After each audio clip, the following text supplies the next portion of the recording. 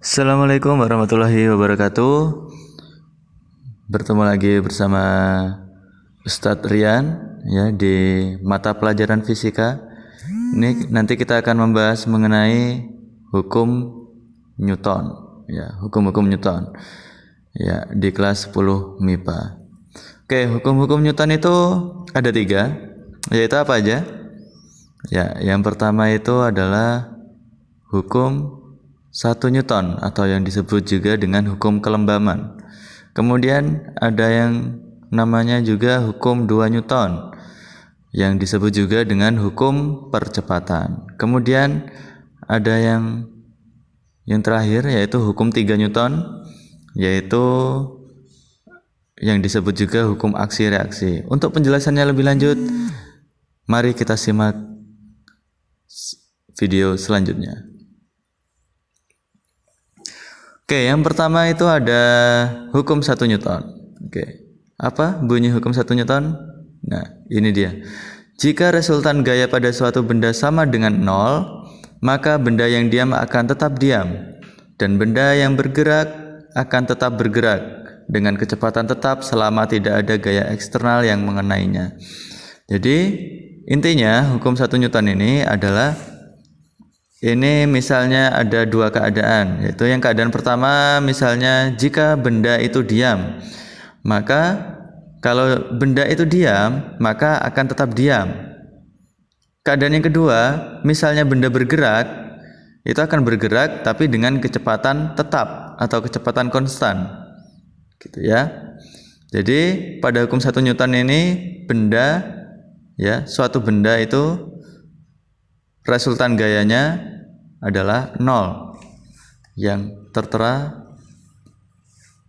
pada persamaan berikut. Ini ada peristiwa hukum 1 Newton di kehidupan sehari-hari.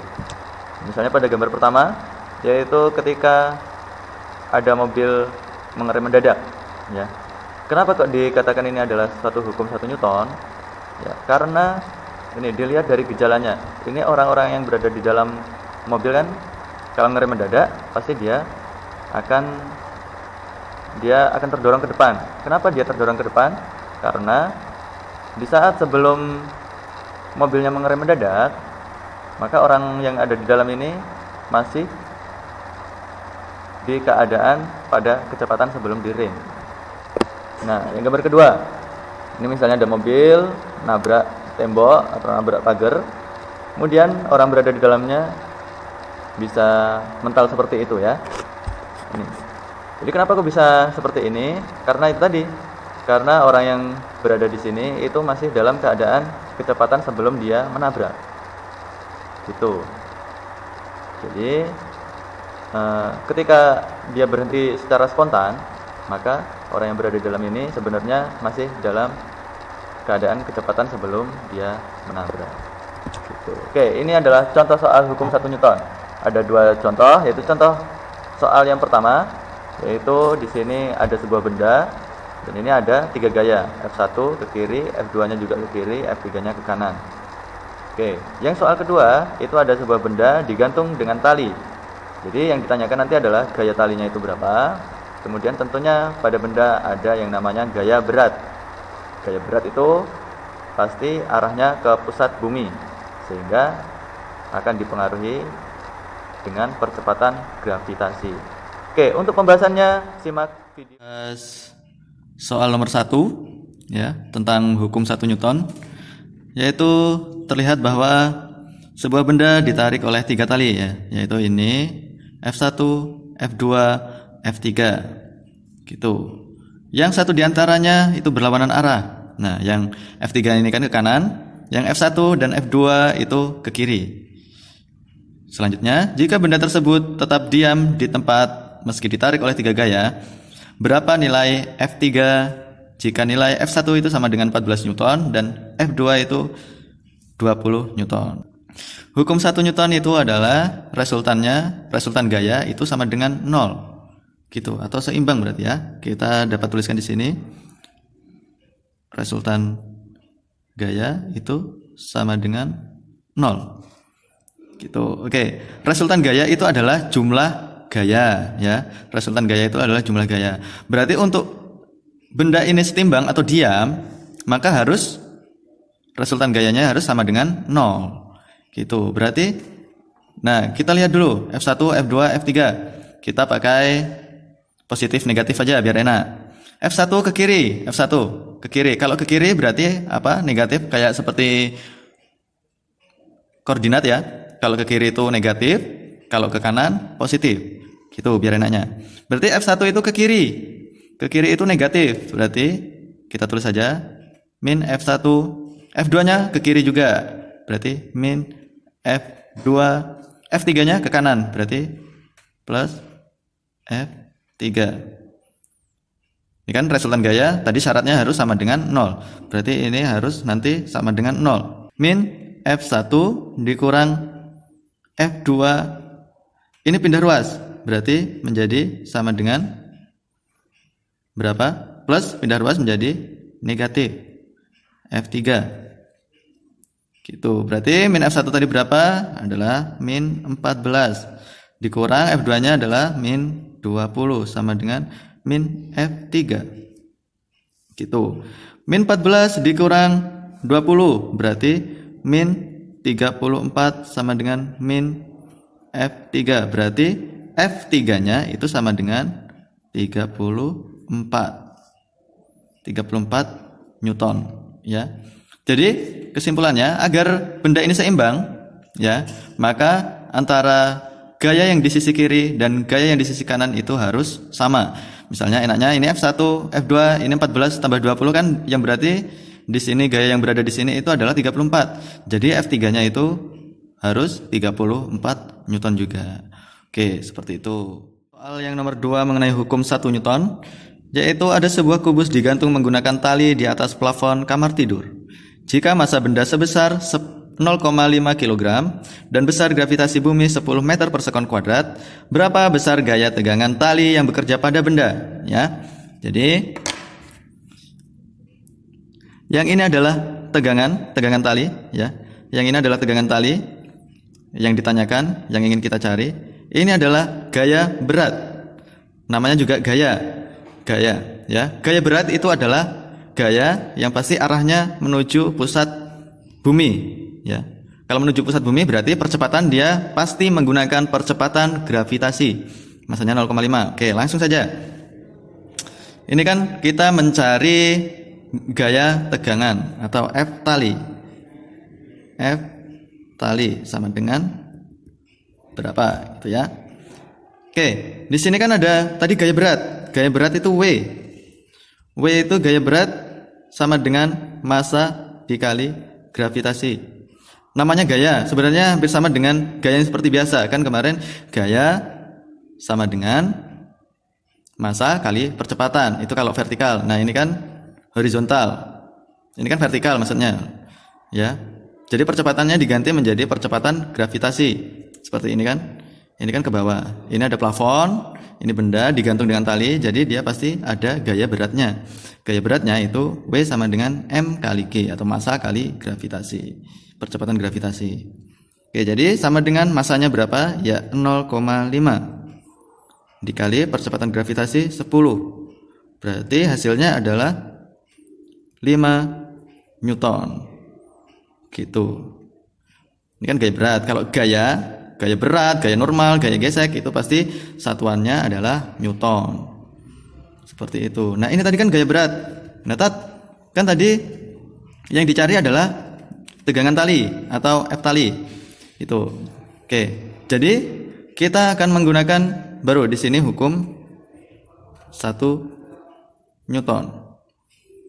Karena ini vertikal, berarti kita namakan saja sigma atau resultan gaya Y itu sama dengan 0. Biasanya kan kalau horizontal itu X. Seperti ini. Ya, kalau horizontal itu X, ini Y. Ini hanya penyebutan saja. Resultan gaya vertikal sama dengan 0. Nah, tadi resultan apa? Resultan itu adalah jumlah gaya. Jumlah gaya pada benda ini. Ini kan gayanya berarti ada F tali atau tegangan tali dan ada gaya berat. Gitu. Ya, berarti gimana? Ada yang tahu? Berarti F tali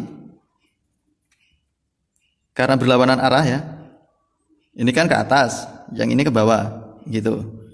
Jadi karena berlawanan arah dia dikurang, gaya berat sama dengan 0. Gitu. Berarti F tali sama dengan ini kan min W atau minus gaya berat. Kalau pindah ruas menjadi W atau positif gaya berat. Tadi kan W sudah diketahui ini 5 Newton. Berarti ini kan sama dengan, berarti F talinya sama juga. F tali itu sama dengan 5 Newton. Sehingga gaya pada tegangan ini ya, itu adalah 5 Newton. Karena logikanya kalau misalnya tegangan ini lebih dari 5 Newton, ya, tegangan lebih dari 5 Newton, maka tali ini akan putus. Gitu. Sehingga tegangan maksimum dari tali ini adalah ini tadi 5 Newton. Oke, untuk yang selanjutnya ada hukum 2 Newton ya. Hukum 2 Newton itu bunyinya adalah percepatan yang dihasilkan oleh resultan gaya yang bekerja pada suatu benda berbanding lurus dengan resultan gaya dan berbanding terbalik dengan massa benda. Itu bisa dituliskan dengan persamaan berikut. Ini A itu adalah percepatan suatu benda. Itu sama dengan resultan F. Resultan F itu adalah resultan gaya. Ya, tapi kalau gayanya cuma ada satu cukup ditulis F saja gaya, tapi kalau gayanya lebih dari satu itu ditulis dengan sigma F atau resultan gaya. Oke. Dibagi dengan massa, ya tentunya dengan massa benda. Jadi hukum 2 Newton itu kenapa kok dibilang dengan sebutan hukum percepatan? Karena kalau hukum 2 Newton itu harus ada percepatan, ya, atau kecepatannya tidak konstan. Beda dengan hukum 1 Newton tadi. Kalau hukum 1 Newton itu kecepatannya harus konstan. Kalau hukum 2 Newton itu kecepatannya tidak konstan atau dia memiliki percepatan. Gitu. Misalnya seseorang mendorong mobil dari mobilnya posisinya diam. Gitu. Ketika didorong ya pasti dia akan bergerak. Nah, ketika diam itu mula-mula kan pasti kecepatannya 0. Setelah didorong pasti dia akan mempunyai kecepatan sehingga kecepatannya tidak konstan atau mempunyai percepatan. Oke, yang selanjutnya ini adalah aplikasi dari hukum 2 Newton, yaitu ketika benda bergerak memiliki percepatan maka benda tersebut merupakan aplikasi dari hukum 2 Newton.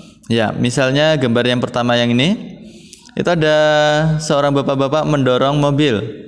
Ketika bapak-bapak ini